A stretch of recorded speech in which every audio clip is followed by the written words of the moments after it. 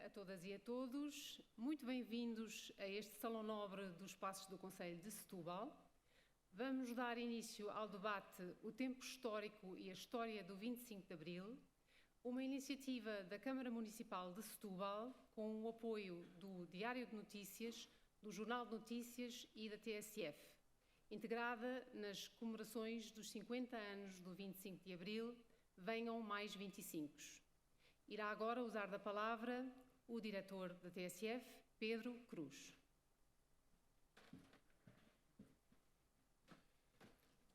Bom dia, espero não ferir suscetibilidades, vou resolver a questão da linguagem inclusiva de todas e todas, como me ensinou um camarada jornalista de Setúbal. Bom dia a todos e, portanto, está resolvido há várias décadas esta questão. Estamos aqui porque houve um dia inicial inteiro e limpo. E isso permite-nos não só estar aqui todos hoje a debater e a perceber o que é que aconteceu e o que é que a história há de dizer do 25 de Abril, que foi quase há 50 anos, mas permite-nos também fazer este tipo de parcerias, e queria agradecer ao Presidente da Câmara de Setúbal a disponibilidade que com esta parceria tivemos para transmitir este debate, que será transmitido em streaming em todos os sites do Global Media Group, com mais de 2 milhões de pessoas, esperemos que estejam a segui-los, também na TSF e, obviamente, refletido nos dias que passam e nos que hão de vir, no Diário de Notícias e no Jornal de Notícias. É importante sempre o debate e é também importante, julgo, esta perspectiva do que é que a história foi dizendo e pode vir a dizer do 25 de Abril. E, felizmente, estão nesta sala muitos dos que estavam, de facto, no 25 de Abril, estiveram no 25 de Abril, desde o Presidente da Câmara que estava no serviço militar até outras pessoas que estavam envolvidas em movimentos ainda antes da Revolução. E essa memória e essa vivência, que é depois misturada com a vivência das últimas 5 décadas, dos últimos quase 50 anos, faz com que se vá fazendo a história e com que ela se vá alterando.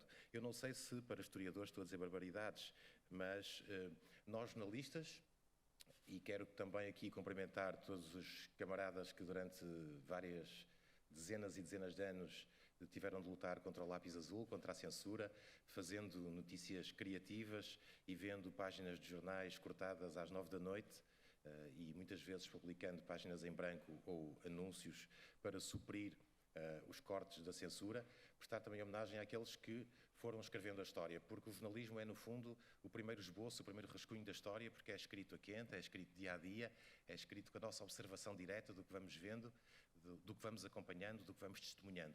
E nós, como o Leonídio, como o Artur, como a Suzete e outros jornalistas que aqui estão, somos, no fundo, o primeiro rascunho daquilo que depois os historiadores aproveitarão ou vão aproveitar décadas mais tarde para escrever, compreender a história. O 25 de Abril é, de facto, um fenómeno extraordinário de um país como o nosso, para o nosso povo. É o fim de uma noite profunda de silêncio e, talvez só hoje, e perdoem-me mais uma vez se estiver a dizer algo que não bata certo com as ciências históricas, mas se calhar só hoje, quase 5 décadas depois, começamos a poder perceber o que é que na verdade aconteceu. A mesma coisa se passa em relação ao que está hoje a acontecer na Europa com a invasão da Rússia à Ucrânia. Se calhar só daqui a várias décadas vamos ter a história dos dias que hoje passam e que hoje temos a oportunidade de testemunhar, ou seja, nós estamos todos a testemunhar a história e ela há de ser contada muito depois, quando se forem sabendo as verdades ou algumas verdades que hoje, no dia-a-dia, na refrega, não é possível saber-se. E, portanto, por tudo isto, e não quero alongar mais, até porque já estamos atrasados para a emissão da TSF, queria só agradecer mais uma vez à Câmara de Setúbal a abertura e a disponibilidade para que possamos aqui discutir este tema, a história e a pós-história, se quiserem, e agradecer, naturalmente, ao Pedro Tadeu, que vai moderar esta conversa, e aos nossos historiadores e convidados, que seguramente nos trarão aqui novas perspectivas, novos ângulos e uma nova forma de olharmos para o que foram os últimos 48 anos. Em nome da TSF e da Global Media Group, muito obrigado por podermos fazer parte desta sessão e, com os nossos meios, tentaremos, obviamente, que esta conversa não fique fechada neste Salão Nobre e chegue ao maior número possível de pessoas, porque essa é, no fim do dia, a nossa missão. Muito obrigado.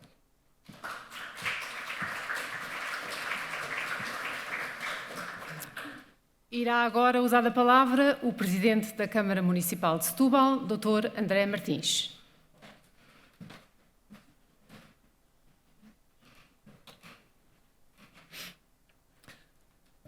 Bom dia a todas e a todos. Bem-vindos ao Salão Nobre da Câmara Municipal de Setúbal. Para alguns, bem-vindos a Setúbal. Estamos hoje aqui para fazer o primeiro debate de um conjunto alargado que havemos de fazer sobre o 25 de Abril. Sobre esse sonho que foi abrir as portas e as janelas dessa noite escura que, perto de 48 anos, Portugal e os portugueses viveram. E, portanto, é com um grande orgulho também que, enquanto Presidente da Câmara, tomamos esta iniciativa de poder aqui comemorar Abril com manifestações diversas e fazê-lo não apenas na passagem de mais um ano do 25 de Abril, como irá acontecer agora em 2022, mas com o propósito de comemorar Abril, falando do que é que foi as transformações e a importância do 25 de Abril na sociedade portuguesa e fazê-lo ao longo destes 4 anos deste mandato. Portanto, passando por 2022, 2023, 2024, os 50 anos e até 2025. E, portanto, haverá aqui oportunidade de todos ficarmos a conhecer melhor aqueles que investigam, aqueles que trabalham para se aprofundar este conhecimento das transformações que o 25 de Abril teve na sociedade portuguesa. E que é importante, do meu ponto de vista, que esse sonho continue e que as novas gerações precisamente tenham acesso a esta informação e possam decidir sobre o futuro deles, que é o futuro da humanidade, no futuro deste país e também o futuro de Setúbal, porque é aqui que nós estamos. Naturalmente, queria agradecer esta disponibilidade da TSF, do Diário de Notícias e do Jornal de Notícias para ampliarem a voz dos nossos convidados, das suas reflexões, dos seus contributos para este conhecimento e a reflexão sobre o que foi o 25 de Abril e a sua importância na sociedade portuguesa. Muito obrigado também aos convidados pela vossa disponibilidade para estarem hoje aqui e por participarem neste primeiro debate. Também, naturalmente, agradecer ao Pedro Tadeu a disponibilidade que teve para moderar o debate. E é isto que eu tenho a dizer e agora vamos ouvir aquilo que é importante para que hoje estamos aqui. Muito obrigado mais uma vez e estou certo que ficaremos mais ricos no final do debate que vai aqui acontecer. Muito obrigado.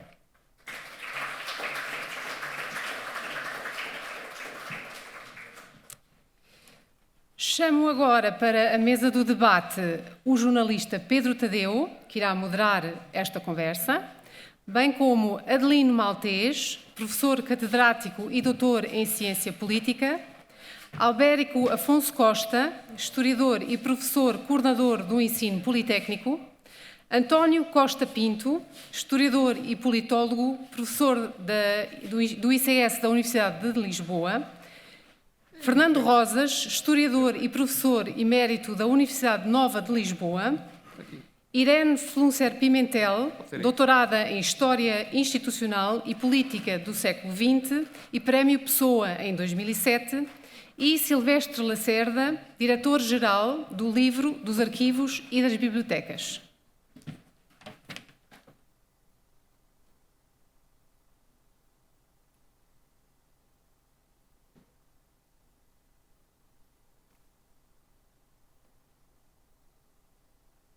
Ser aqui.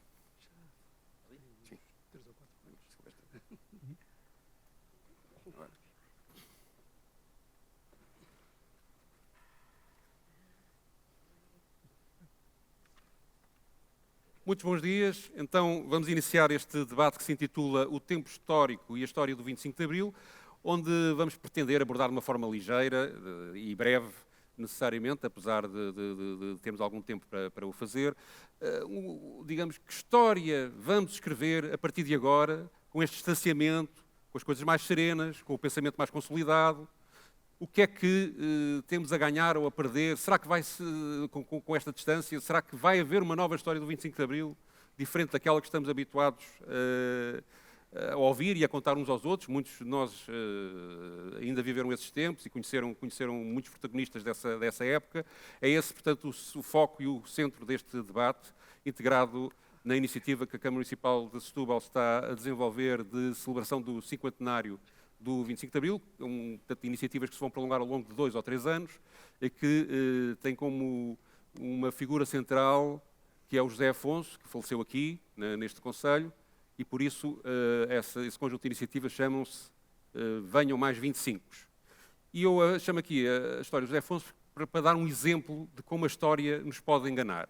Eu trabalho com textos sobre música muitas vezes e ao longo dos aniversários, como jornalista dos vários 25 de Abril, contei inúmeras vezes a versão de como apareceu a Grândola Vila Morena, o sinal da Revolução, e a verdade é que há 2 ou pelo menos 3, eu diria até que há 3 versões diferentes, com 3 testemunhos diferentes, a contar como é que aconteceu ser escolhida a Grândola para a senha da Revolução, para que as tropas saíssem do sítio onde estavam e começassem a fazer o golpe militar.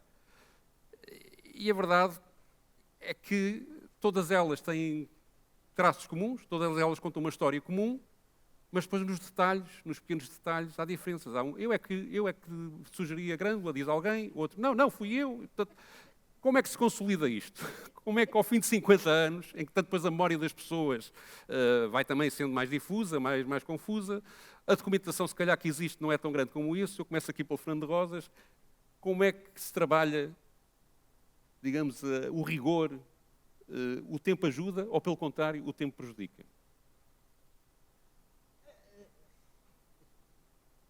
Quer dizer, todos os grandes acontecimentos históricos têm o tempo por cima e naturalmente o tempo modifica as percepções sociais que há sobre os acontecimentos. Quer dizer, naturalmente os acontecimentos do 25 de Abril, a Revolução, etc., provocaram divisões, paixões, atitudes que foram variando ao longo do tempo e que, portanto, e isso acontece com todos os grandes eventos históricos. Agora, aqui a questão que se pode colocar é se há uma medida do tempo para se fazer história, não é? Um distanciómetro. Ou seja... Sim, é uma banalidade dizer-se que o tempo histórico é preciso uma distanciação, mas se calhar não é bem assim, não é? Deixe-me acabar. Sim. Se há um distanciómetro, ou seja, não, o 25 de Abril só se pode fazer escrever passado 30 anos, não, 25, não, 40. É claro que eu não concordo com essa teoria do distanciómetro. Eu acho que, do meu ponto de vista, a maneira como eu me sinto à vontade para trabalhar como historiador é quando o tempo que passou sobre um acontecimento de alguma maneira o resolveu politicamente. Ou seja, e o que você escreve acerca desse acontecimento não tem nenhuma possibilidade de influenciar o curso do acontecimento. Por exemplo, Guerra Civil de Espanha. A Guerra Civil de Espanha, 36, 39. Acabou, infelizmente acabou como acabou, tragicamente. Mas tudo o que você hoje escreva, hoje há muitos anos já escreva sobre a Guerra Civil de Espanha, consumatum est, quer dizer, não, são análises que não influenciam o destino da coisa. O 25 de Abril, é claro, e estou a falar na consumação política, porque é claro, a consumação das ideias, sociológica, etc., essa é mais longa. Agora, do ponto de vista político, de alguma maneira, seja qual for o critério de divisão que se queira assumir, o 25 de Abril tem uma duração digamos assim, ao equilíbrio do 25 de Novembro, que depois se traduz na Constituição de 76 e na ordem jurídica em que vivemos, a ordem constitucional em que vivemos a partir daí. A partir daí, quer dizer, o que se escreva sobre o assunto ficou resolvido. Para uns bem, para outros mal, para outros assim, mas a distância é isso, é a consumação política dos acontecimentos por forma a que o historiador, ao fazer história, não está a intervir historicamente no período, mas está a refletir sobre alguma coisa que se consumou. Sim, senhor. Temos aqui duas pessoas de ciência política. António Costa Pinto, concorda com esta visão, que digamos que há uma resolução política que já está feita sobre o 25 de Abril e permite, portanto, um relato histórico livre, digamos, dessa contaminação política? Eu diria que há uma diferença fundamental, evidentemente, entre o trabalho académico sobre os processos de mudança de regime, neste caso sobre o 25 de Abril, e a memória dele. Evidentemente que a democracia portuguesa, ao ter sido baseada na ruptura, é uma democracia que, evidentemente, comemora, ritualiza e tem uma imagem necessariamente diferenciada do que foi o 25 de Abril e, sobretudo, do que se seguiu ao 25 de Abril. Ou seja, da crise revolucionária de 74-75, do famoso e debatido atualmente 25 de novembro, comemora-se, não se comemora, e da consolidação democrática. Demonstra que não há uma resolução política completa. Não há, nem nunca haverá. Porquê? Porque, em grande parte, a memória é construída a partir do presente. E é natural que partidos políticos, que intelectuais, que todos os outros agentes, famílias, memórias, tenham memórias diferenciadas sobre o 25 de Abril. E elas confluem naturalmente num regime democrático. Claro, temos comemorações oficiais. Da visão académica? Digamos, claro que é. Tem que ser necessariamente diferente. Ou seja, num certo sentido, numa perspectiva académica, quando nós olhamos hoje, e aliás não apenas académica, quando nós olhamos hoje para o 25 de Abril e sobretudo para a dinâmica de transição democrática que lhe seguiu, é quase para citar aquela frase como é um território estrangeiro. Quer dizer, 80% da sociedade portuguesa hoje olha para os acontecimentos do 25 de Abril, quando os vê nas televisões, não é verdade, todos os anos, a dinâmica de libertação do regime autoritário, a dinâmica depois de militares, não é verdade, assumindo uma dinâmica revolucionária em 74, 75, dinâmicas de ocupação de terras no Alentejo, dinâmicas de ocupação de propriedade urbana, dinâmicas de conflito político que marcou muito a sociedade portuguesa nesta altura. Temos que reconhecer, para 80% da sociedade portuguesa hoje, isso é efetivamente histórico, isso é passado. E, portanto, eu diria, do ponto de vista académico, não temos grandes problemas, mas a memória, evidentemente, será sempre um tema de debate. Alberto Afonso Costa, concorda com esta visão que o António Costa Pinto estava aqui a mostrar, que, no fundo, o 25 de Abril hoje é um extraterrestre para as pessoas, é um fenómeno muito distanciado? Bom, eu peço desculpa, eu estava a dizer isto apenas com base nos inquéritos que nós fazemos sobre o 25 de Abril. Era isso. Não é a minha opinião, são dados.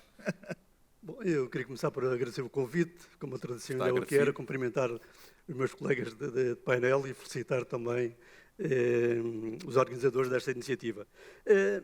Eu penso que aqui a questão mais importante, portanto, a responder sobre o próprio distanciamento e o problema que o professor Fernando Rosas, portanto, colocou, penso que a investigação histórica, evidentemente que há problemas em relação à investigação histórica sobre o chamado tempo presente, mas se essa investigação obedecer aos mesmos cuidados, ao mesmo rigor metodológico do que aqueles que são utilizados para outros tempos históricos, o problema está parcialmente resolvido. É evidente que o historiador é sempre, e é preciso dizer isso, é sempre, portanto, pressionado e traz atrás de si um conjunto de vivências, a sua cultura, a própria influência, portanto, da academia, e não pode viver, portanto, sem isso. Mas eu, sinceramente, penso que não é um problema central que nós nos possamos debater hoje. Eu, para dizer a verdade, eu já tenho lido interpretações históricas sobre a Idade Média e mesmo sobre a pré-história, mais contaminados por um catecismo político ou ideológico do que outros sobre a história contemporânea. De resto, o Hobsbawm, o historiador Eric Hobsbawm, tinha uma expressão muito curiosa, dizia, um pouco de uma maneira provocatória, nada muda mais do que o passado. Nada muda mais do que o passado. E essa mudança, portanto, o passado, com isso queria dizer que o passado muda, o resto, como eu também gosto aqui, em função... Eu vou ter que interromper, que o seu microfone foi-se abaixo, e enquanto não se resolve isso, passa aqui para o Adelino Maltês, perguntando se acha, então, que é impossível separar a contaminação política da história. É. Sobretudo num problema de fontes. Eu, por exemplo, estou aqui neste debate, sinto-me um extraterrestre. E então porquê? Porque sou um tipo que nunca fui de esquerda e desde os 15 anos que sou de direita, a escrever no jornal monárquico o debate, a ter sido expulso... Não gostou do 25 de Abril? Hã? Não gostou do 25 de Abril? Adorei o 25 de Abril, o problema é esse. O problema é esse, é que não está feito o inventário da direita e o 25 de Abril. Sim, é uma das falhas da história do 25 de Abril. Total, em fontes. Eu até trouxe um livrinho aqui que foi pago pelos alemães, meu, que era uma espécie de guião para a formação dos tipos de direita, do PSD, etc., no 25 de Abril. Mas será que não se percebe que em 1979 a direita ganhou as eleições e foi para o governo em Portugal? Mas 3 anos... Mas isso é um bocadinho fora do período... Por exemplo, aqui o Fernando Rosa limitou 3 mais ou menos anos? isto até à Constituinte, 3 não é? anos eram extraterrestres. Ora bem, e há aqui há muito complexo de esquerda e há muito fantasma de direita. E, portanto, eu não vou agora aqui argumentar, mas eu fazia aqui a lista dos partidos do dia em que foram anunciados, era aquele circo, uma conferência de imprensa depois do 25 de Abril, 7, 8 juntavam-se, e a lista deles... Eu pergunto aos historiadores, eu não sou propriamente historiador, onde é que estão estas fontes? Onde é que o António Valdemar tem os papéis em casa do Partido Social Democrata Português? Onde é que há o PDC? Onde é que há determinado número de coisas? Eu corro o risco de perder fontes. Eu, por exemplo, não vou agora aqui entrar em pormenores, vou só contar uma espécie de uma lenda. Quer dizer, eu tinha um avô que contava histórias aos putos e tal, eu fiz uma revolução, dei cabo do GNR, fui preso, fui condenado, e eu, puta, este tipo é somente este meu avô. Vai o livro do Fernando Rosas e de Irene Pimentel, pumba! Manuel Frade, afinal o meu avô tinha razão e eu nunca consultei o processo. E, portanto, tinha sido daquelas revoltas do Aquilino, dos baldios, da rega, dos fóruns e costumes, mas como não era do PC, nunca foi inventariado. Sim. Ora bem, estes territórios que estão silenciados por uma análise de fontes diversa, não nos deixa ver a zona de direita, tudo isso. Eu andei metido na contra-revolução, não foi o 25 de Abril, foi depois, o 26 de Abril. Onde é que estão os papéis dos jesuítas com quem eu colaborava, com quem eu saltava para a Espanha? Onde é que estão os papéis dos escritórios de advogados? Onde é que estão os arquivos pessoais destes fundadores, destes partidos todos? Eu estou a dizer, há aqui muito material que tem que ser visto sem ser de uma forma de luta sagrada do bem e do mal, porque eu estou a falar, eu sou da direita, mas no dia 25 de Abril fiquei eufórico, porque grande parte do que foi o estatuto nessa noite de definição de poder, Spínola, etc, etc. Estava lá a direita em toda, eu conheço tipos de direita extrema que andaram a assaltar a GNR, e alguns até são deputados. Alguns até são deputados e ninguém vê. Não.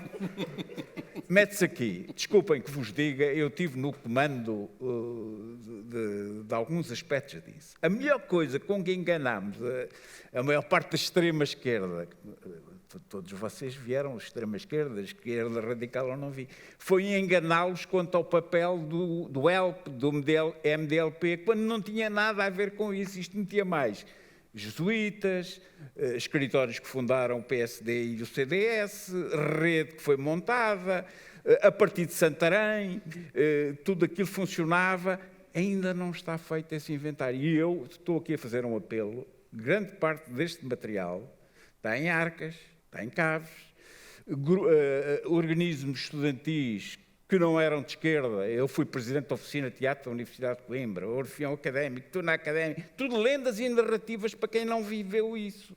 Onde é que está esse material? Nós estamos num tempo limite, porque há coisas que vão desaparecer, nomeadamente, eu digo isto porque fiz o estágio para a advocacia em Coimbra, era no escritório do meu patrono que se recebeu o pobre Freitas que vinha de Lisboa, arranjei-me aí uns candidatos a deputados, era ali que se fundavam núcleos desse género, e eu tenho a impressão, tudo isto é documentado, tudo isto tem papéis, eu tenho os papéis da oficina de teatro da Universidade de Coimbra, nunca ninguém me perguntou, fui presidente, apareceu um dia o Ricardo Marque a fazer o primeiro trabalho sobre isso, pumba! O Ricardo Marque passou a ser o Papa da direita radical coimbra. Mentira! Há muita coisa por fazer e há sobretudo uma mental, que é perceberem que o 25 de Abril foi um momento de libertação para todos aqueles que viviam nestes processos. Ver as fichas da pizza, ou cada um de nós, ainda não tive pachorra para ver a minha, mas não acertavam de certeza. Sim, identifico-me. Eu trabalhava diretamente com o Francisco Lucas Pires em Coimbra. O Francisco Lucas Pires não é propriamente o Diogo Pacheco de Amorim do MDLP. Esse tipo de passagem, de aprendizagem de todos estes processos tem que ser desbloqueado e não tem sido. Temos aqui o diretor-geral dos livros, dos arquivos e das bibliotecas. Então, faltam fontes? O Ali Maltês tem razão? Silvestre Lacerda. Eu acho que não faltam fontes. Para formar a direita. Pode faltar, eventualmente, é trabalho. Ou seja, investigação. Porque as fontes existem. Só para vos dar um exemplo muito simples relativamente a isto. Dos organismos do fascismo responsáveis pela administração, há cerca de 10 quilómetros de documentos. Portanto, existem 10 quilómetros de documentos na Torre do Tombo. Há outros arquivos e há o Centro de Documentação 25 de Abril, não tem só documentação sobre o 25 de Abril. Recolhe muita documentação também anterior ao 25 de Abril e das mais diversas tendências. Os arquivos municipais, todos eles, têm documentação. Há, efetivamente, por exemplo, a Biblioteca Geral da Universidade de Coimbra tem um belíssimo arquivo relativamente àquilo que se passava na academia. Mas este ponto e quem específico recebia, digamos, dos movimentos de direita, do pós-25 de Abril... Também aparecem. Também, a questão é preciso investigar, é preciso ir conhecer, é preciso ir aos arquivos, é preciso lá estar, preciso, desculpem a expressão, queimar os olhos. Continuar a ler e não, pura e simplesmente, dizer que não existe. Uma coisa muito simples. Os fascistas não desapareceram no dia 25 de Abril. Quer dizer, é óbvio. Quer dizer, isto não é uma coisa que seja novidade para ninguém. Quer dizer, e isto relativamente à maneira como nós olhamos, ou como podemos olhar para um processo que foi um golpe de Estado, seguido de uma revolução e de uma contra-revolução, de imediato, porque as tendências existentes entre quem está de acordo com o processo que se estava a desenvolver e quem está contra, formam-se de imediato. Quer dizer, mas isto eu diria que é mais ou menos óbvio. Agora, não é fácil, relativamente, se calhar, às vezes, da documentação, conhecermos em pormenor. Eu tinha uma curiosidade, audiovisual, filmes, isso existe? Está trabalhado? Existe. Por exemplo, nos próprios arquivos da RTP, na Cinemateca. Portanto, ou seja, nós temos, felizmente, um conjunto muito alargado e muito significativo e muito mais do que às vezes parece não existir, e começamos a ter também memórias das pessoas que participaram, viveram, e que aqui o fundamental, eu acho que, como dizia o Fernando Rosas há pouco, é termos uma metodologia, um espírito crítico sobre as coisas. Neste momento dou-vos um exemplo que está numa exposição no Arquivo Nacional da Torre do Tombo. Fake news no século XII e XIII em Portugal. O que é isto? São documentos falsos. Documentos falsos feitos pelos monges de Alcobaça sob Ourique, documentos falsos de Santa Cruz de Coimbra para tomar a jurisdição sobre Leiria. Quer dizer, ok, mas também já somos capazes de ter trabalho historiográfico sério, trabalho historiográfico crítico, análise crítica, para perceber efetivamente de que é que estamos a falar. E este, eu acho que é o trabalho essencial e é o trabalho dos historiadores. O trabalho dos arquivistas é diferente e eu não sou historiador, portanto, sou arquivista, é disponibilizar a informação. E, felizmente, vamos tendo um conjunto significativo de informação. Dizer-vos, porque às vezes parece que é de tal maneira óbvio, mas é só para os iniciados, é que a Torre do Tombo, os arquivos distritais que em cada uma das capitais de distrito estão abertos ao público. Ou seja, estão de livre ao público em geral, a qualquer pessoa. E, portanto, ou seja, qualquer um pode efetivamente ter acesso a essa informação. Agora, provavelmente, não encontra eu estou à procura, desculpem a expressão, de bacalhau, e digam-me lá o que é que aí têm sobre bacalhau. Ou chegam lá e dizem, ok, eu estou à procura do Partido da Democracia Cristã e digam-me o que é que têm aí sobre o Partido da Democracia Cristã. Tem que ser uma pergunta mais afinada. Tem que ser uma pergunta mais afinada e tem que, efetivamente, trabalhar. Por exemplo, basta pensar na documentação dos governos civis, e a documentação dos governos civis, a seguir ao 25 de Abril, é particularmente rica do ponto de vista do dia-a-dia. A documentação das câmaras municipais, dos arquivos municipais, que muitas vezes foram recolhendo esta informação localmente, é particularmente rica também neste tipo de cotidiano. Portanto, existem as fontes, há efetivamente é que realizar trabalho, provavelmente termos aqui um corpo, quer na academia, quer fora da academia, porque eu acho que isto ultrapassa bastante e o conhecimento histórico pode ser também ele particularmente enriquecido também com participações fora da academia. Vamos ter várias oportunidades de conhecer um pouco melhor mesmo os movimentos que, quer dizer, não é a esquerda que tem o monopólio do 25 de Abril, nem é a esquerda que tem o monopólio da escrita e dos historiadores do 25 de Abril, são as pessoas, são os profissionais da academia, são os profissionais que também realizam este tipo de trabalho, que têm que realizar esse trabalho. Irene Fulsa Pimentel, há mesmo falta de investigação? O problema é o material existe, não há trabalho feito sobre ele? Eu acho que há muita investigação já sobre o 25 de Abril, propriamente dito. Quero só dizer, há aqui um livro absolutamente extraordinário, ainda bem que trouxe, que é... Eu vou dizer o título, que é para... Operação Viragem Histórica. Operação Viragem Histórica, 25 de Abril de 1964, exatamente, coordenado por Carlos Almada Contreiras. O Carlos Almada Contreiras, sim. Mas explica, deixa a Irene explicar este primeiro livro. Portanto, aqui nós temos ainda há muito pouco tempo os testemunhos dos elementos do 25 de Abril, os militares, mas não aqueles mais conhecidos, não o Hotel Saraiva de Carvalho, não aqueles que estiveram no posto de comando, mas aqueles que estiveram na rua nesse dia.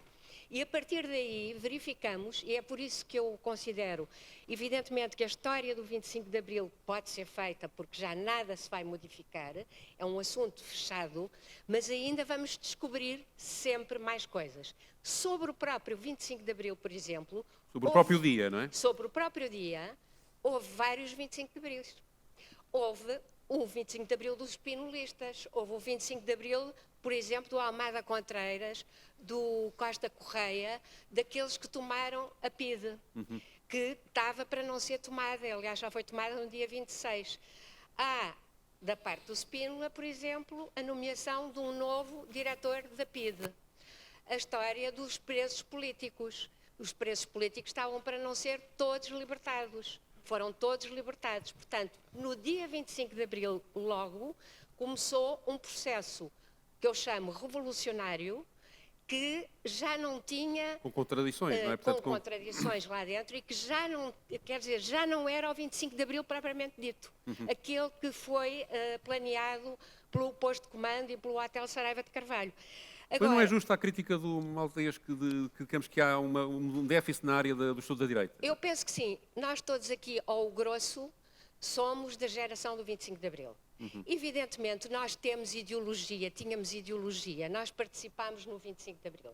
Eu muitas vezes até costumo dizer, hoje eu digo que foi o dia mais feliz da minha vida. Aliás, como o Adelino Maltês, não foi. De facto, o dia propriamente dito não foi o dia mais feliz, porque nós não sabíamos para onde é que aquilo estava a ir. Agora, posteriormente, a posteriori, é que nós verificamos, porque teve todo um processo que levou à democracia em Portugal. Nós provavelmente vamos falar depois também de até onde é que se comemora o 25 de Abril. Eu agora estou a falar só 25 de Abril e, digamos, até às primeiras eleições de 1975. 25 de Abril de 1975. Para deixar até de fora o 25 de Novembro, penso que já há mais polémica. Agora, é verdade que há uma questão da memória e da história. Não são a mesma coisa. E o grande problema do historiador, e sobretudo da nossa geração, é que temos uma memória e uma história que tentamos fazer com todos aqueles, portanto, os aspectos científicos. Eu não considero a história científica, mas tem aspectos científicos, de corroborar as fontes, compará-las, etc. Estou de acordo que a questão das fontes é fundamental. Eu vou só dar um exemplo. Eu estou à procura, fiz agora um livro que vai sair sobre os informadores da PIDE. E, logo a seguir ao 25 de Abril, isto tem a ver com o 25 de Abril. Os informadores da PIDE e outras pessoas da extrema-direita ou do antigo regime, ou considerados do antigo regime, não puderam votar nas primeiras eleições, nem nas segundas. Estas listas foram para os, portanto, governos civis. Eu tenho tido muita dificuldade em consultá-las. Porquê? Porque os arquivos dos governos civis também não têm pessoal suficiente.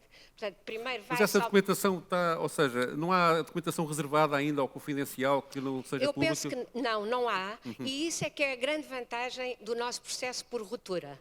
É que de um dia para o outro as fontes apareceram.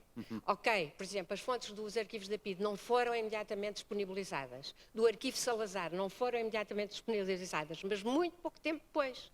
Creio que foi em 1986. Exatamente. E aberto completamente em 94. Completamente, a não ser... Exatamente, está bem, mas a pessoa... Tudo é bastante tempo. Não é? Sim, nós podemos agora, mas também temos... Mas neste momento estão acessíveis. Então, não só as de antes do 25 de Abril, como podemos, por exemplo, relativamente à PIDE, que é o que eu tenho estudado, podemos também aceder aos arquivos da Comissão de Extinção da PIDE, com alguns problemas ainda. Mas digamos que nós temos as melhores fontes, talvez, a nível europeu, de uma transição para a democracia em Portugal, de um regime ditatorial para a democracia em Portugal. Agora, há uma coisa que é a questão da ideologia. Pronto, nós todos temos ideologia. Nós fazemos a história através do presente. É a única coisa que nós conhecemos, é o presente. Sobre como fomos educados e como pensamos. Como fomos educados, o resultado, muitas vezes, do que aconteceu, sobretudo em história contemporânea. Não vou agora mais para trás.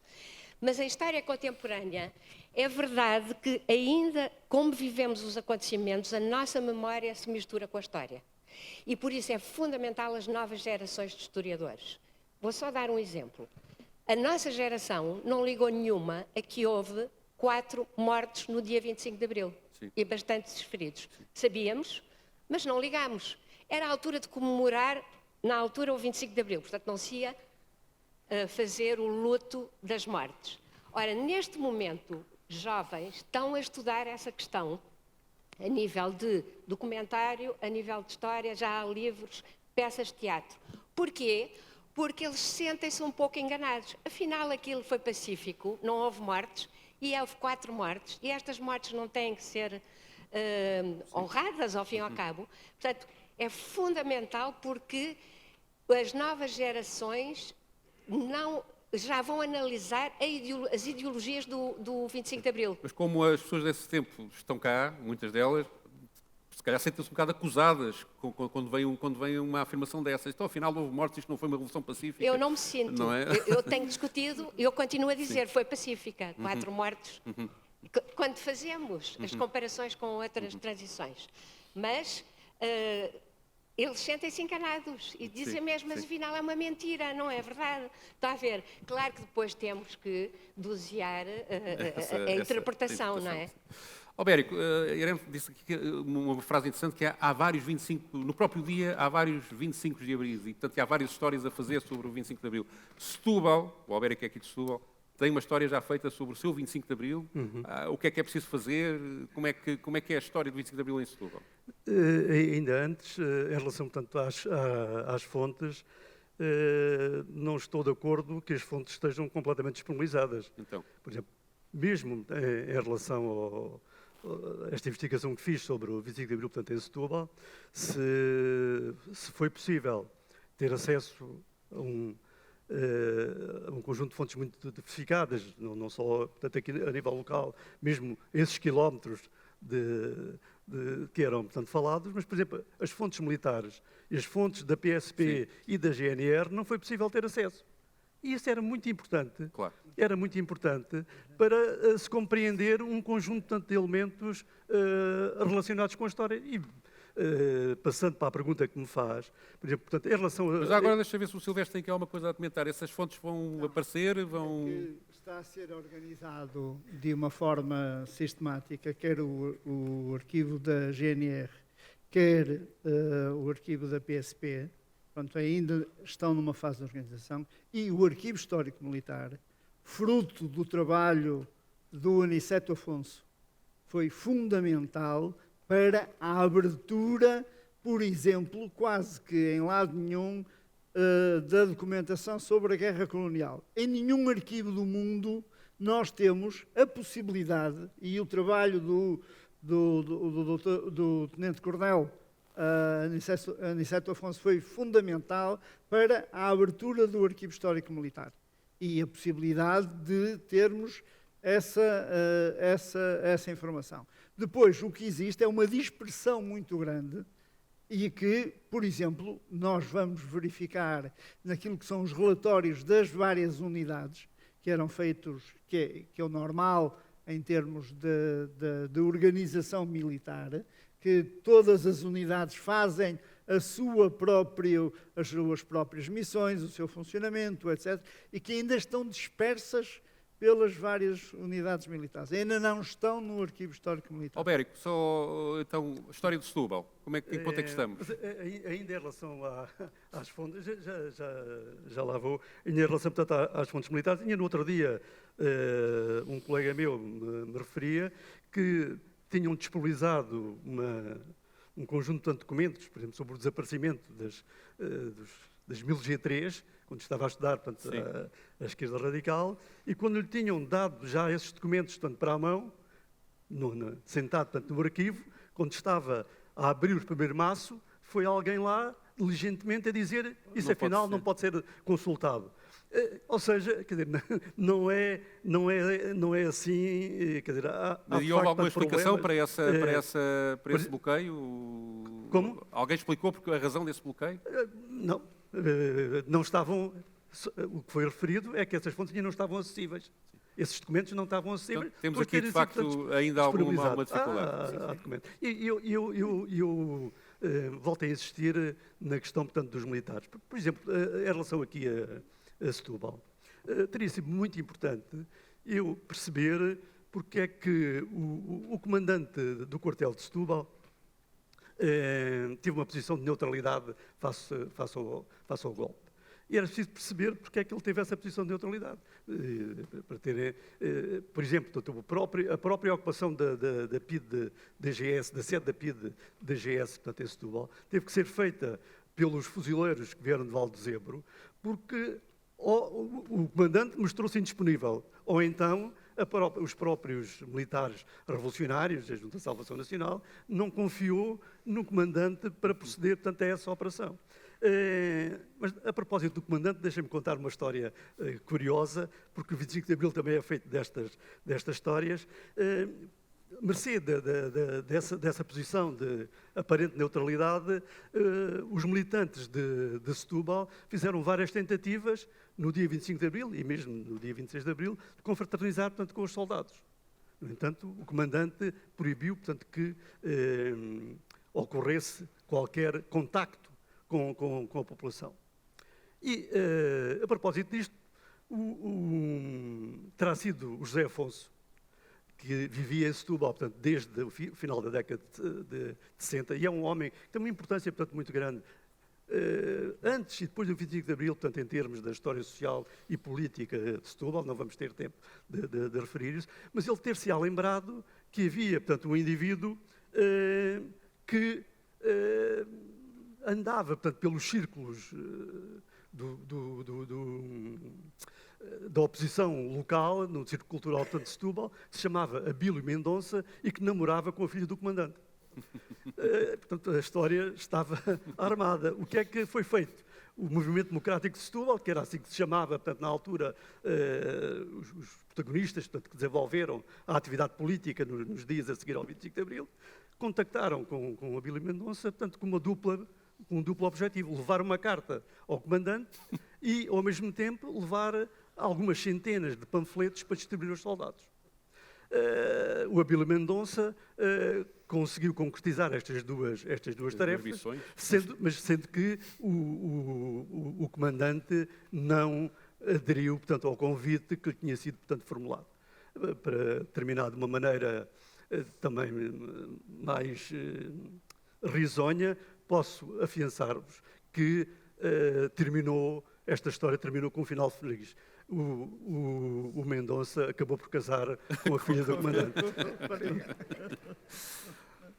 Fernando Rodas, para além do que eu quiser dizer, sim senhor, teria depois de acrescentar-lhe, esta questão de delimitar o estudo do 25 de Abril. É possível delimitar ou não? No dia 25 de Abril podemos marcar uma fronteira entre o início do 25 de Abril, o início do movimento dos capitães e a fronteira final, de facto, na Constituinte, antes, depois?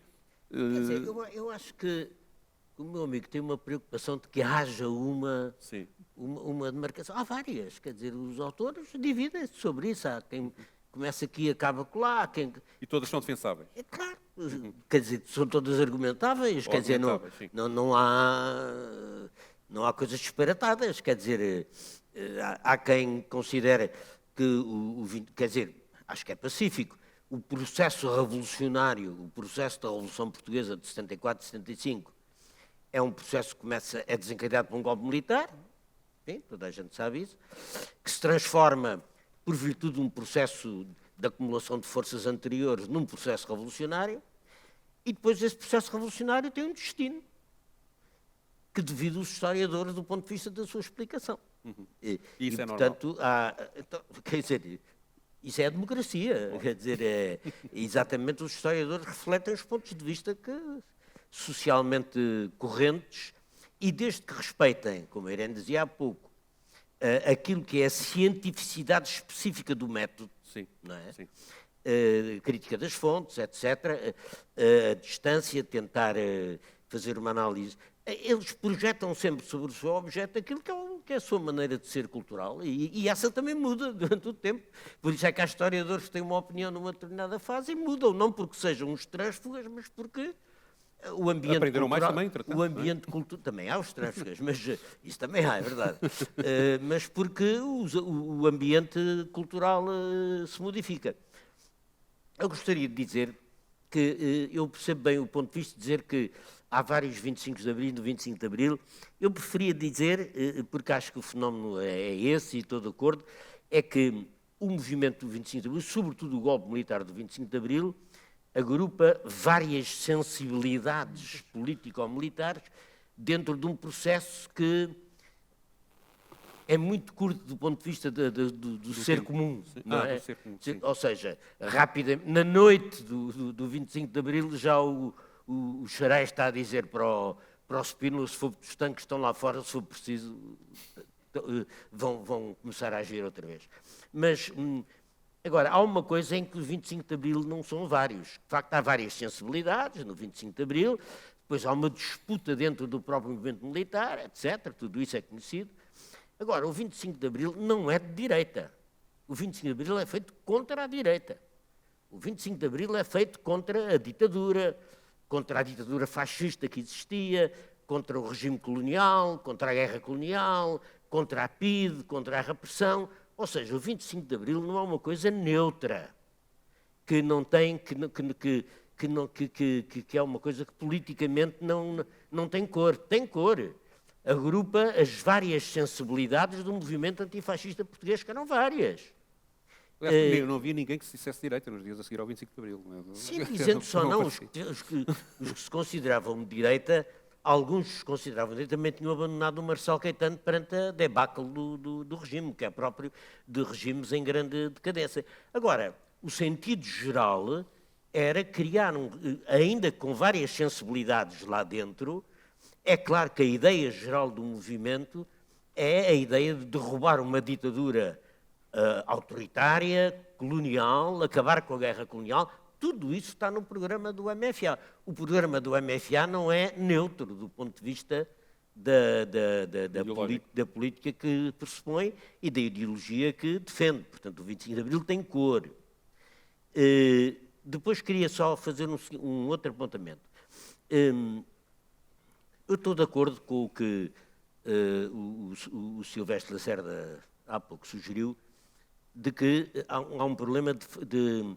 Quer dizer, há um mar de informação imenso à qual a investigação existente... não consegue responder. Estamos aquém há quilómetros e há coisas ainda no próprio arquivo da Polícia Política que não estão sequer, isso a Irene sabe isso melhor que ninguém, não estão sequer sistematizadas quanto à sua existência. Por exemplo, há mais documentação sobre a ligação da PIDE com a obra italiana e com os nazis? Não há. Aparentemente o que existe, o que está divulgado, é relativamente pouco. Quer dizer, ou isso passava-se numa oralidade na época que o próprio ditador evitava transformar em documento escrito para não se comprometer, não é? Por exemplo, uma das coisas que no estudo do golpe militar, propriamente, do movimento militar, sempre achei deficitária, é que nós sabemos pouco sobre a inteligência dos derrotados, a inteligência política ou militar dos derrotados. Quer dizer... As informações que eles tinham. Não, quer dizer, como é que eles agiram perante aquilo? Não é? Nós sabemos tudo do posto de comando, vai para aqui, vai para acolá, temos as descrições do hotel, do Diniz de Almeida... Não se sabe bem o que se passou dentro do quartel do Carmo, daqueles jornalistas todos que fizeram aqueles magníficos trabalhos iniciais, tudo isso. Agora, e os outros, não é?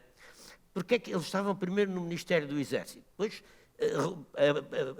quando perceberam que estavam a ser cercados, bateram a parede e fugiram. Quem é que manda? Quer dizer, qual é o comando? Qual é a instância que comanda? Que disposições é que tentam tomar? Que ordens é que dão às forças? O Marcelo Caetano do Largo do Carmo ordena bombardeamentos de aviação sobre o dispositivo militar que cerca o quartel do Carmo. Quer dizer, tudo isso falta compreender.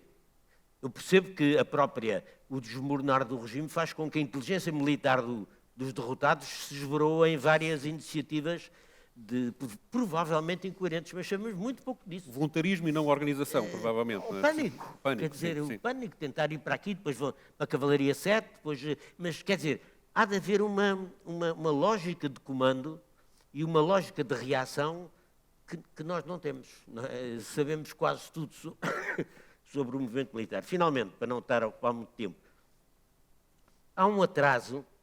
há dois atrasos que são muito importantes na explicação das dificuldades da investigação, no meu entender.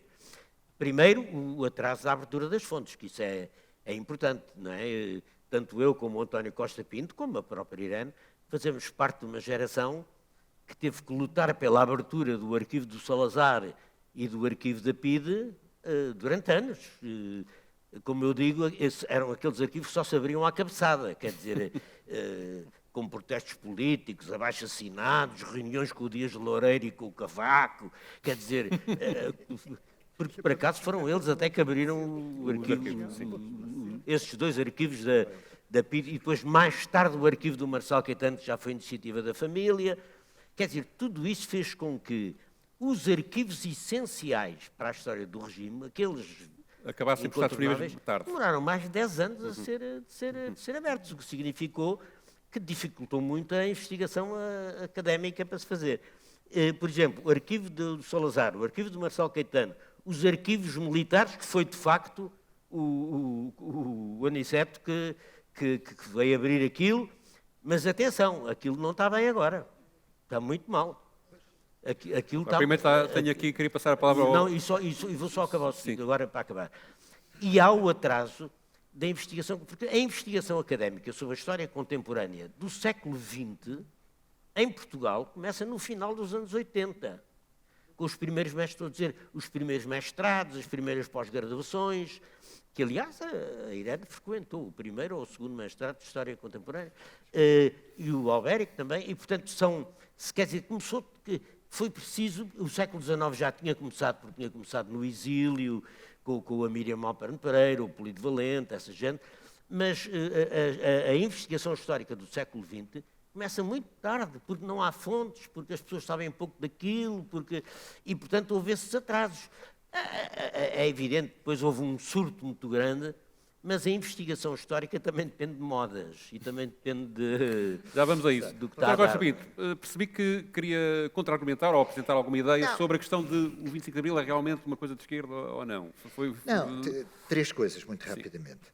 Em primeiro lugar, para abandonar alguma tendência que nós temos, como é evidente, entrar aqui em miudezas académicas que discutimos noutra arena que não propriamente aqui.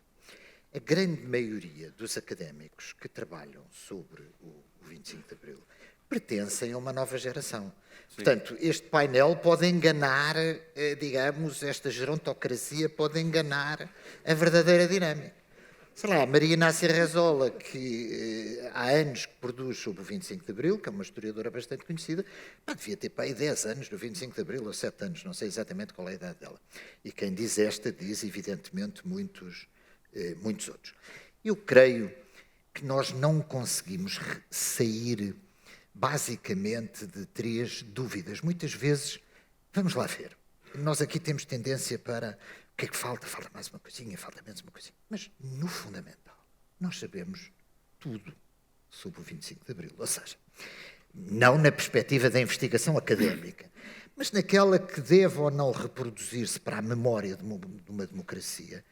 Nós sabemos, no fundamental, quase tudo sobre o 25 de Abril. Por exemplo, acho isso... 3 coisas. Posso contra-argumentar agora um bocadinho? Contra-argumento... É uma pergunta intercalar, mas 3 coisas que nós já sabemos. Diga. Não falta história dos movimentos populares, por exemplo?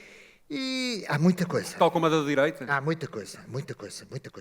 O que acontece é que ela não passa muitas vezes para a opinião pública. Nós hoje temos até, sob o ponto de vista da direita radical, não exatamente da direita, eu diria da direita radical, por exemplo, sei lá, as dinâmicas dos movimentos bombistas, a dinâmica, por exemplo, entre aspas, revolucionário, o ELP, o MDLP, já sabemos muito mais que sabíamos aqui há uns anos.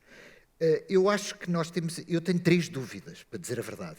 Passo a vida, aliás, de vez em quando, a tentar convencer alguém a fazer trabalhos sobre isso. E são difíceis. Tenho 3 dúvidas, basicamente, sobre o processo revolucionário, sobre o 25 de Abril. Sobre o 25 de Abril, propriamente dito, não parece haver grandes dúvidas. Há um ponto que nós muitas vezes temos alguma dificuldade em observar, é como é que processos de ruptura política alteram radicalmente os atores políticos, não é? Ou seja, quando o Fernando Rosa estava a falar do programa do MFA, pró-democrático, antifascista, há uma dimensão antifascista que é fundamentalmente dada imediatamente no pós-golpe.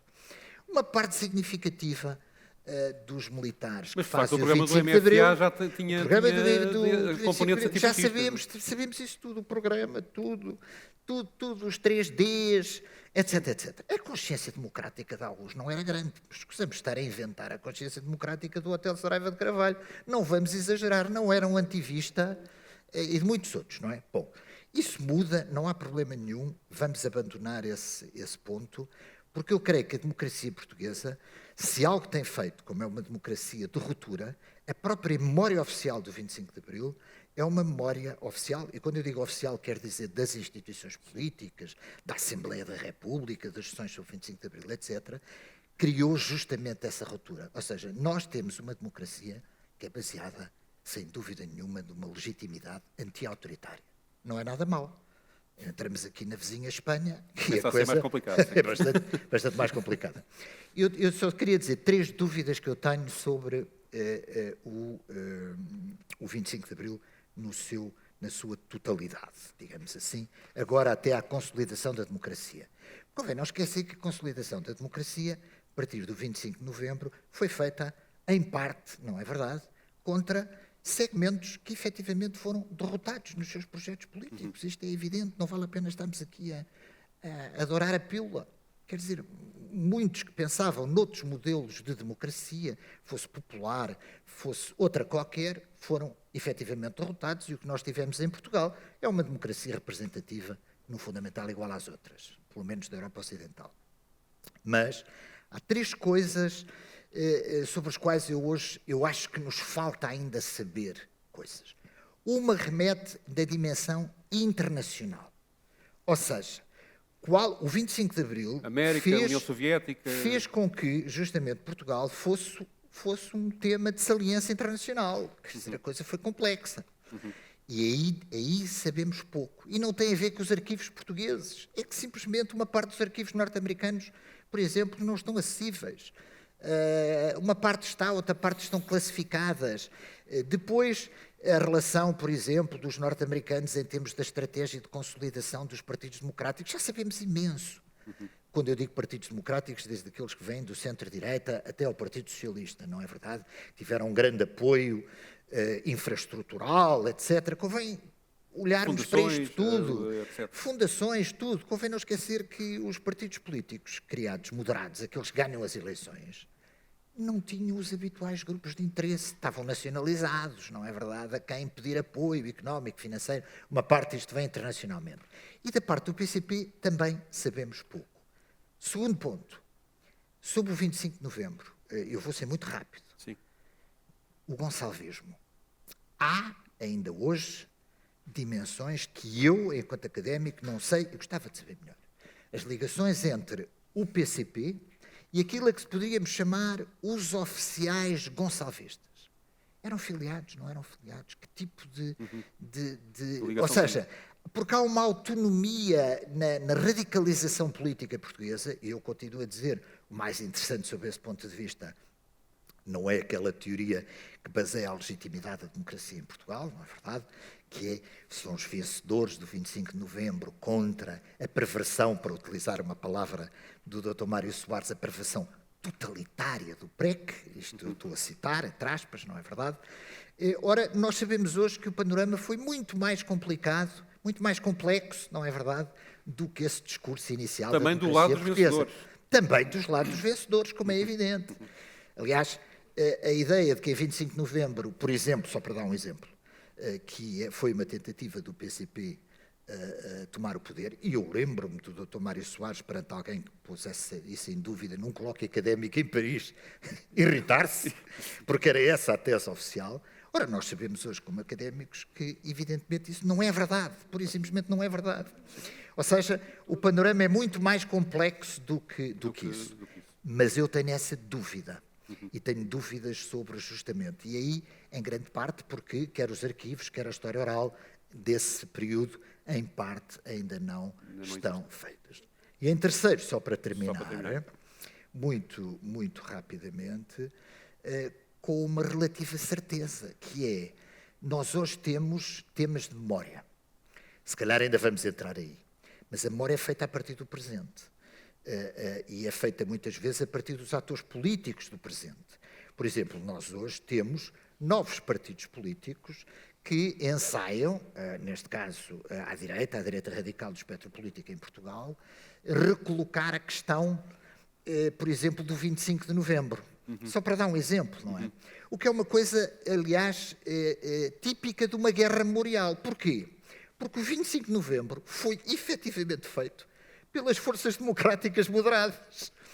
O 25 de novembro não representa uma vitória sequer da direita radical, nem uma restauração, digamos assim, de uma memória mais positiva do salazarismo ou de dinâmicas autoritárias. Mas muito do processo revolucionário, provavelmente nos próximos anos, vai ser ativado de forma diferente do que foi até agora. Isso tem mais a ver com o presente do que com o passado. Lino Maltês, eu disse há bocadinho que era monárquico, não sei se isso... Isso está o problema resolvido. Não, ele saberá. Não sei se alguma vez foi do PPM, mas eu tenho em casa um autocolante do PPM de 75. Tenho em casa um autocolante do PPM de 75, que eu vou tentar descrever. É um trono, com um Zé Povinho lá colocado, e depois a levar o trono está uma multidão de pessoas com coroa. E depois a palavra de ordem é rumo ao socialismo, muitos reis, um só povo. Isto não é a comprovação de que o 25 de Abril, de facto, foi uma coisa muito à esquerda.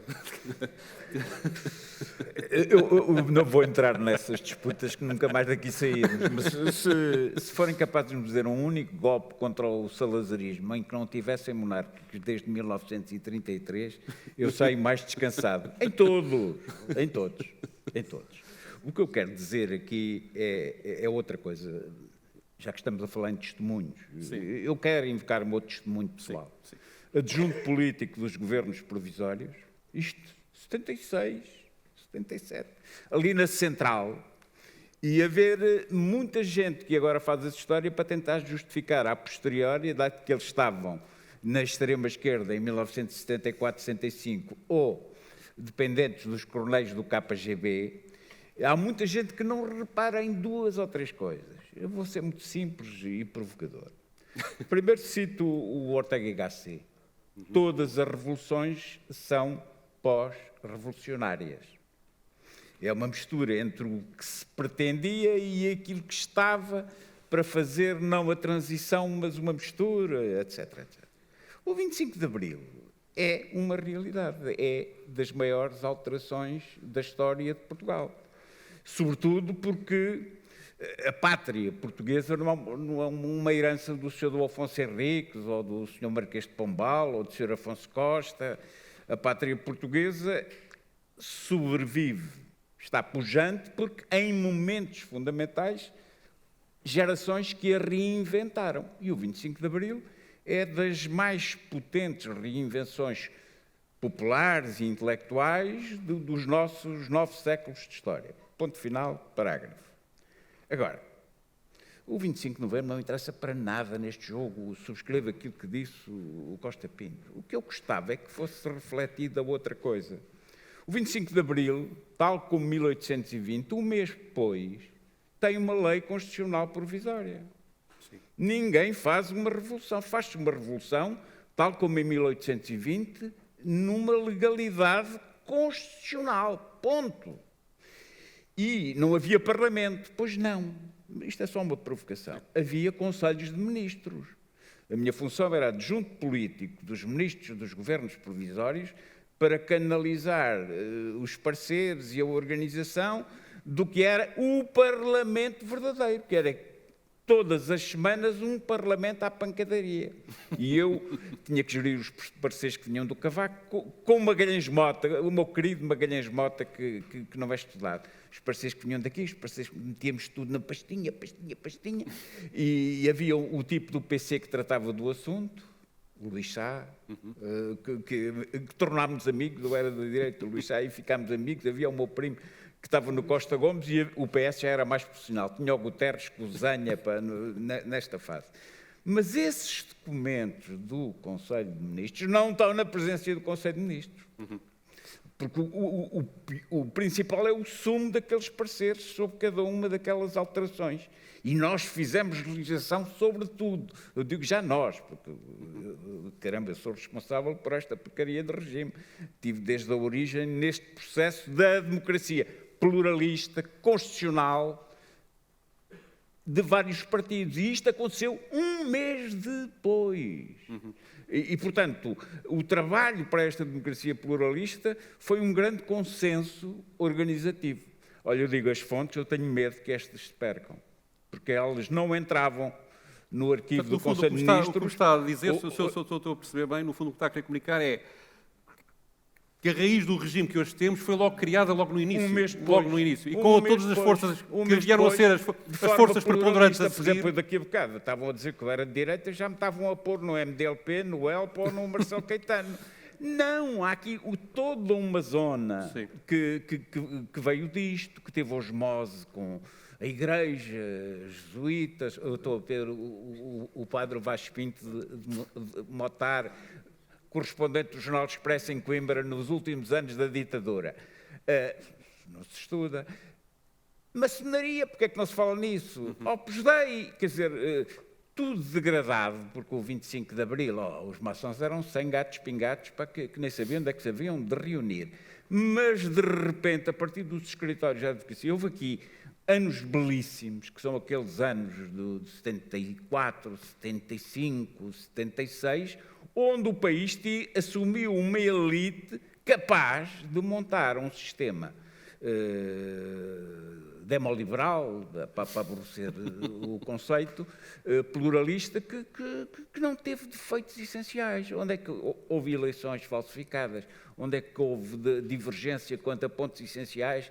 Onde é que houve dramatismo? Houve, que há em Espanha com estes movimentos. Onde é que houve movimentos de extrema-direita? Não houve. O regime soube captar muito rapidamente as várias famílias político-culturais e as instâncias que andavam. Eu tenho medo que muitos destes documentos se percam, porque o arquivo principal aqui é o arquivo Magalhães Mota. Onde é que ele está?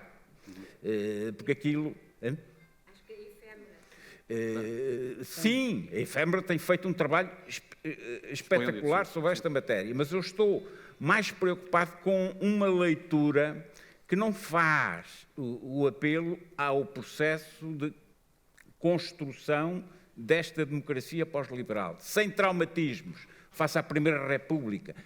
Nós temos o melhor regime da história portuguesa desde o demoliberalismo, onde há episódios de prisões, há episódios... Eu, para mim, adorei ter sido saneado como estudante da Faculdade de Direito de Coimbra, porque fui professor da Faculdade de Direito de Lisboa e fiz a minha carreira académica nesse domínio.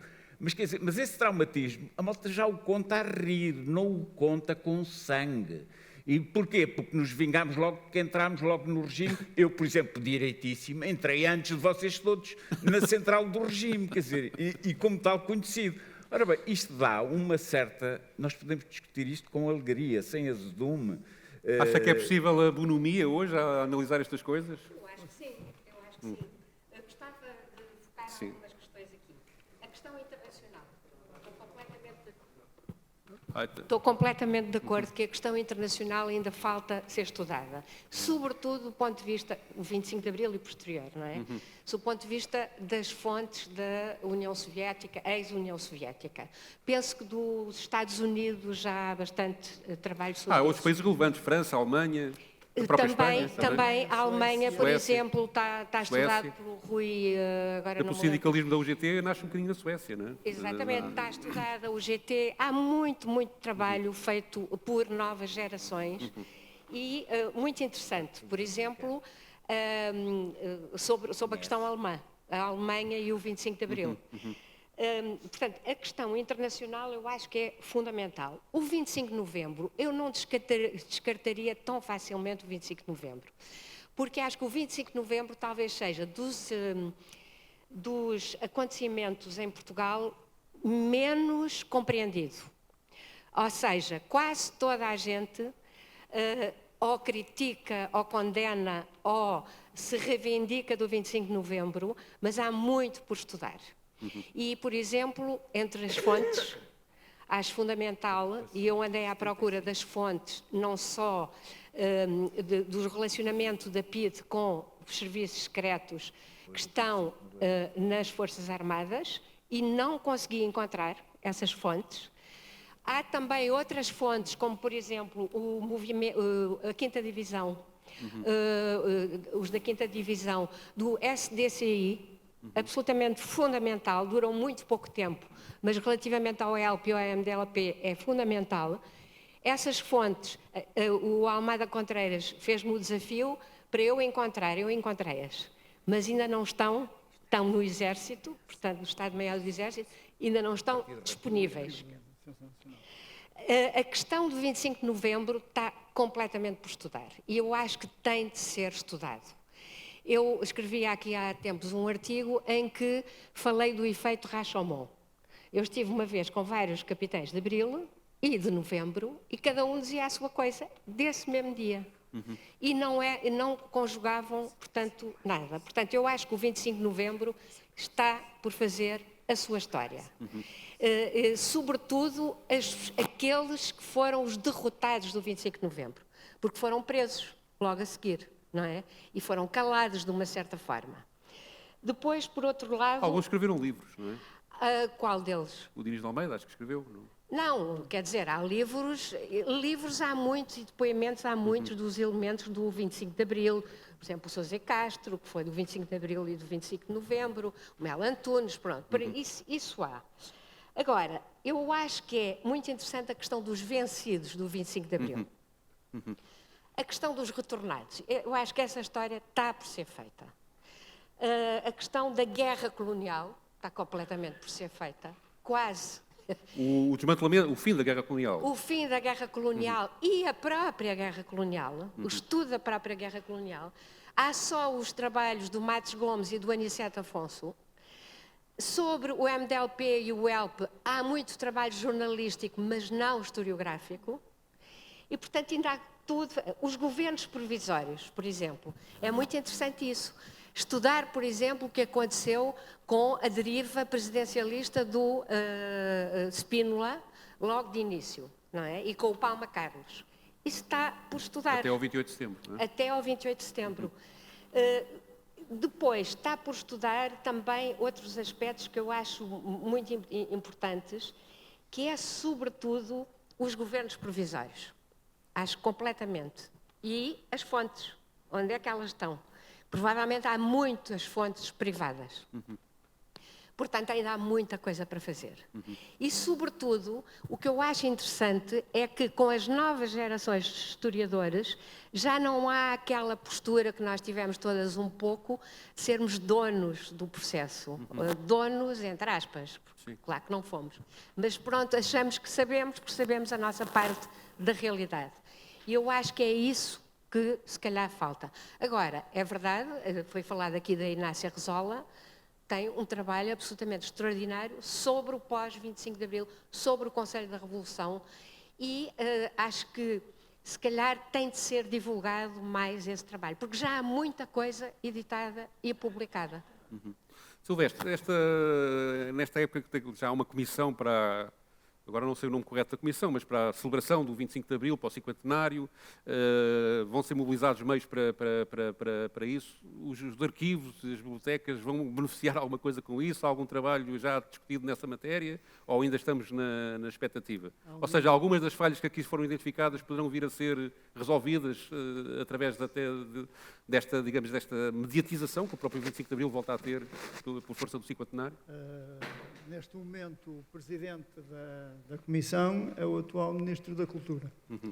E, portanto, eu ainda não tivemos a oportunidade de conversar exatamente sobre essa matéria do ponto de vista relativamente ao Arquivo Nacional da Cultura. Mas vai lá apresentar a reivindicação, vai. Mas, naturalmente, é uma matéria que será objeto. No entanto, devo-vos dizer o seguinte: no âmbito do PRR, portanto, do Plano de Resiliência, que está inscrito é a digitalização integral do arquivo António Oliveira Salazar. Ou seja, foi feito um trabalho pela doutora Madalena Garcia de transcrição do diário do doutor António Oliveira Salazar, está disponível em e-book através de uma edição da Porto Editora, mas que também está gratuitamente disponível na sala de leitura do Arquivo Nacional da Torre do Tombo. Portanto, já é possível fazer a consulta pesquisando do diário do Dr. António Oliveira Salazar, porque tinha uma letra horrível e foi muito pouco usado, porque aquilo nem de paleógrafo quase se conseguia lá chegar. Naturalmente que foram utilizados alguns, mas está disponível. Esse é um dos aspectos que está. Para além disso, dizer-vos que o Arquivo Nacional tem vindo a receber, não provavelmente com o mediatismo que outras organizações o tenham feito. Pronto, isso é uma questão de marketing e, efetivamente, nós não somos bons no marketing. Arquivos importantes. Arquivo Soares Carneiro está, neste momento, na Torre do Tombo. Arquivo Melo Antunes está, neste momento, na Torre do Tombo. Arquivo Costa Brás está, neste momento, no Arquivo Nacional da Torre do Tombo. Arquivo Marcos Júnior, estamos, neste momento, num processo de negociação com a família relativamente à integração do arquivo na Torre do Tombo. Ou seja, e de outras organizações, das mais variadas, quer arquivos pessoais, quer de organizações. Temos tido esta preocupação de chamar a atenção e de recolher alguma desta informação. Aquilo, por exemplo, são as atas do Conselho de Ministros dos Governos Provisórios. A sede é a Secretaria-Geral da Presidência do Conselho de Ministros. No entanto, posso-vos dizer que quer o arquivo Melo Antunes, quer o arquivo Costa Brás, só para citar dois, têm as cópias das atas do Conselho de Ministros. Portanto, ou seja, há uma apropriação, e se nós formos ver outras figuras do Estado que se apropriaram de documentação que é ou que devia estar na posse do Estado e estão em posse de privados. Portanto, fruto das mais e alguma virá a perder-se, não? Das mais diversas vicissitudes. O que acontece muitas vezes é que sempre que há mudança de casa, sempre as famílias querem livrar-se das coisas. Pronto, nós temos estado a tentar dizer estamos disponíveis para recolher documentação que seja significativa e temos estado a fazer esse esforço no sentido de a poder recolher para que ela possa vir a estar disponível ao público em horário das 9h30 da manhã às 7h30 da tarde. Que não é fácil gerir toda... Sim, senhor. Estamos a chegar ao fim deste debate, isto passou num instantinho, mas eu queria ainda dar um minutinho a cada um, só para poderem fazer digamos, uma declaração final. Albérico, que conclusão tira desta conversa que aqui tivemos? Eu queria referir um aspecto em que penso que há um déficit ao nível da investigação. Para além do 25 de novembro, a reforma agrária, os movimentos sociais, há uma dimensão ao nível da história local em que há um atraso, portanto, enorme na investigação e seria muito importante. Por exemplo, na investigação que fiz aqui sobre o 25 de Abril, portanto, em Setúbal, foi possível ver o nosso Presidente da República, portanto, atual, em junho de 75, a explicar na sede do PPD local as virtualidades da reforma agrária. Evidentemente que isto pode ser um aspecto, portanto, anedótico, mas, portanto, é muito importante, porque ou seja, uma história geral não é suficiente. É que as ondas de choque que o 25 de Abril, portanto, provocou nos diferentes espaços, nas diferentes cidades de Portugal, é muito importante para te conhecer, porque também ilustra muito bem o Portugal desigual, portanto, que existia.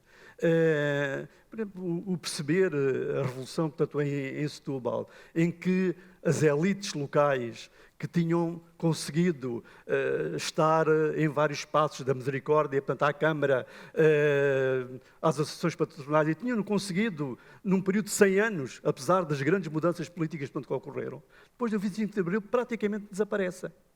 Elas são praticamente...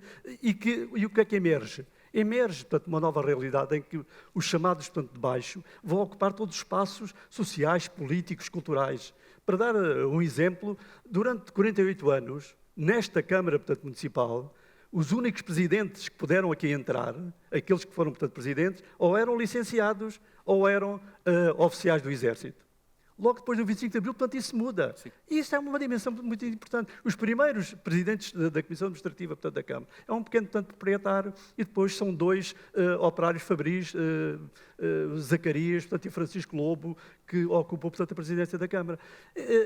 A Academia tem tido um certo desprezo, chamemos-lhe assim, em relação ao estudo portanto, da dimensão local, que num local portanto, ao outro começa a... Vou ter que interromper porque estamos mesmo no limite. Para fechar, Fernando Rosas, é possível uma pessoa como outras daqui, que viveram ainda o Estado Novo, passaram pelo período revolucionário, têm uma intervenção política ativa diariamente, escrever sobre o 25 de Abril sem um pouco de emoção, só com aquela coisa académica, é impossível. Ainda bem que há emoção na história, não é? O Jorge Duby dizia que a história feita sem a emoção de alguém que de alguma forma participou nos factos é um relato normalmente desinteressante e monótono. O problema é utilizar os métodos próprios para fazer história, para distinguir o que é o nosso ofício e a maneira de o fazer corretamente. Comemorar os 50 anos do 25 de Abril assume hoje uma importância que nunca teve desde 1974. Porquê? Porque pela primeira vez estão representadas no Parlamento forças políticas que contestam a legitimidade do 25 de Abril como ato fundador da nossa democracia. Isso é uma coisa inteiramente nova. Nunca aconteceu, naturalmente, houve forças políticas que valorizaram o 25 de novembro, que não sei o quê, que não sei o que mais, mas esta coisa de pôr em causa o ato fundador da democracia, digamos assim, de alguma maneira, já sabemos que isso é mais complicado do que parece, isso é uma coisa nova. E, portanto, eu acho que as comemorações do cinquentenário do 25 de Abril, agora, primeiro são bem-vindas, 5 anos de comemorações. Acho isso uma coisa ótima. Acho que são 5 anos para aprofundar, debater, conhecer, etc.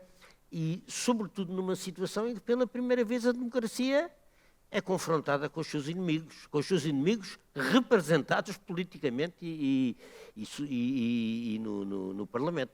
E isso vai dar, espero que empreste às comemorações uma vivacidade verdadeiramente esclarecedora, quer dizer, espero que retire esta espécie de mudorra comemorativista que cercava o 25 de Abril e que lhe dê um conteúdo de disputa, de luta, de trabalho sobre a memória e de intervenção sobre a memória que é muito necessário no... Há uma coisa que é evidente que ganhámos todos com o 25 de Abril, que foi a capacidade de podermos estar aqui a discutir ideias muito diferentes e até muito opostas, com tolerância, com abertura de espírito e tentando entender o que o outro lado quer dizer, coisa que, por vezes, parece ser muito difícil nos tempos que correm.